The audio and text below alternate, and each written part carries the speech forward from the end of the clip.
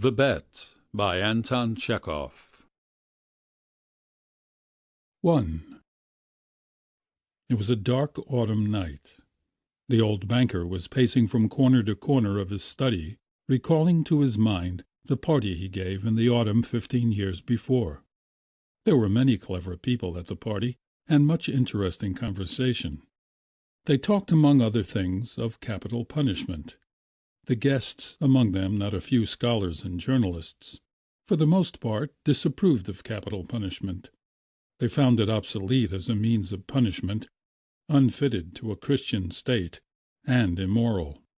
Some of them thought that capital punishment should be replaced universally by life imprisonment. "I don't agree with you," said the host. "I myself have experienced neither capital punishment nor life imprisonment. But if one may judge a priori, then in my opinion capital punishment is more moral and more humane than imprisonment. Execution kills instantly. Life imprisonment kills by degrees. Who is the more humane executioner, one who kills you in a few seconds, or one who draws the life out of you incessantly for years?"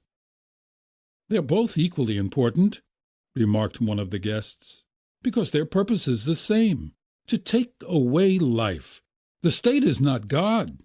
It has no right to take away that which it cannot give back, if it should so desire."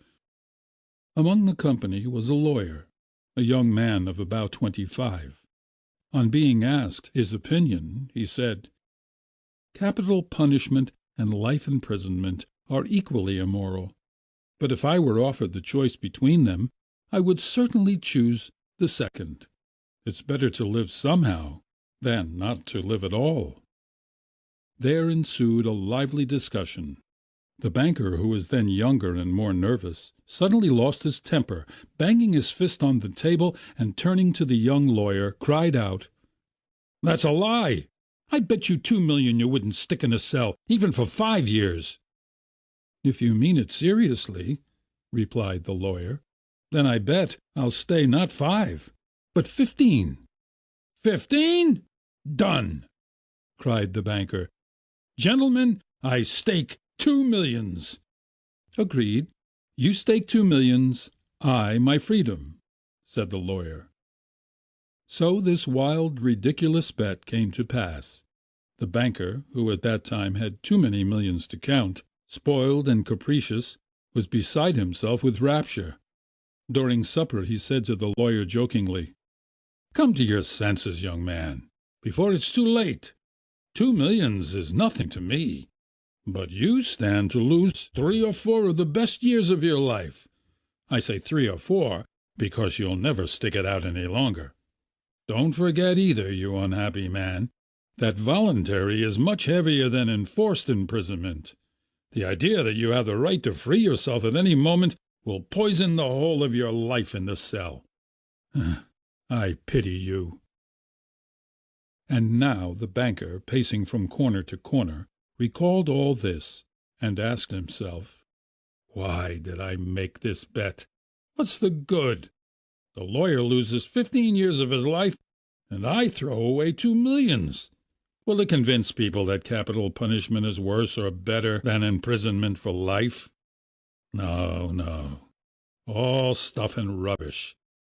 On my part it was the caprice of a well-fed man. On the lawyer's, pure greed of gold."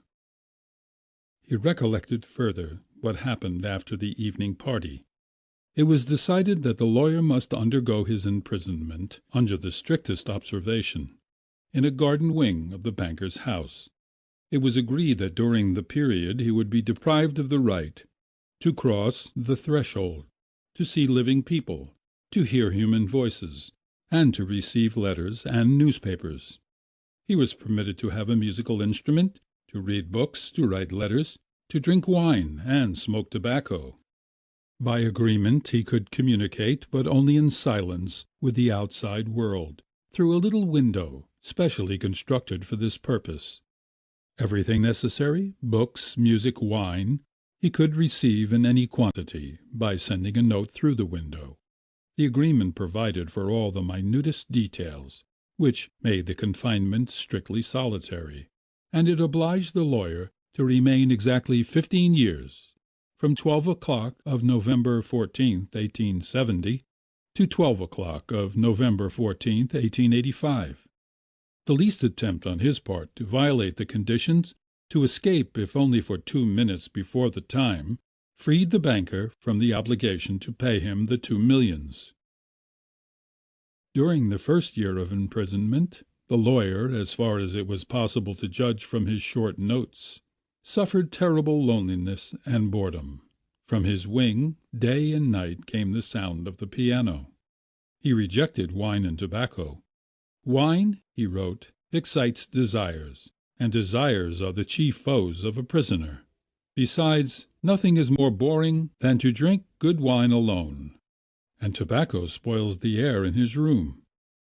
During the first year, the lawyer was sent books of a light character, novels with a complicated love interest, stories of crime and fantasy, comedies, and so on.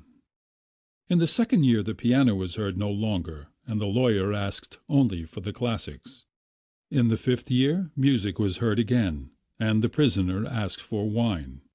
Those that watched him said that during the whole of that year he was only eating, drinking, and lying on his bed. He yawned often and talked angrily to himself. Books he did not read. Sometimes at nights he would sit down to write. He would write for a long time and tear it all up in the morning. More than once he was heard to weep. In the second half of the sixth year, the prisoner began zealously to study languages, philosophy, and history. He fell on these subjects so hungrily that the banker hardly had time to get books enough for him. In the space of 4 years, about 600 volumes were bought at his request. It was while that passion lasted that the banker received the following letter from the prisoner. My dear jailer, I am writing these letters in 6 languages. Show them to experts. Let them read them. If they do not find one single mistake, I beg you to give orders to have a gun fired off in the garden. By the noise I shall know that my efforts have not been in vain.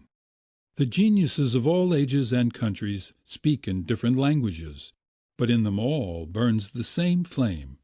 Oh, if you knew my heavenly happiness, now that I can understand them! The prisoner's desire was fulfilled. 2 shots were fired in the garden by the banker's orders. Later on, after the 10th year, the lawyer sat immobile before his table and read only the New Testament.